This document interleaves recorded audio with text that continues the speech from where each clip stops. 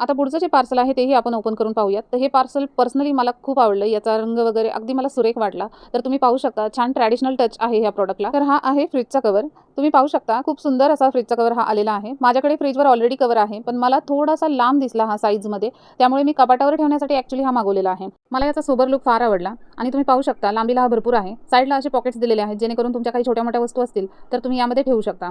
आणि याचं जे मटेरियल आहे ते असं ज्यूट मटेरियलसारखं आहे. त्यामुळे हे चुरगळत नाही. फ्रिजवर किंवा कबर्डवर व्यवस्थित बसतं.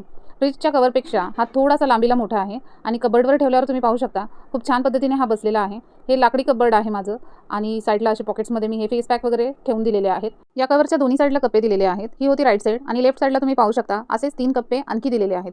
तर यामध्ये मी छोट्या-मोठ्या काही वस्तू ठेवलेल्या आहेत, जसे की टिकलीचे पॉकेट्स, त्याचबरोबर नेल पेंट किंवा मेकअप रिमूव्हरसाठी जे कॉटन पॅड्स वापरत होते. इथे आरसा आहे. मला हे जवळ पडतं त्यामुळे मी असं हाताशी ठेवलेलं आहे.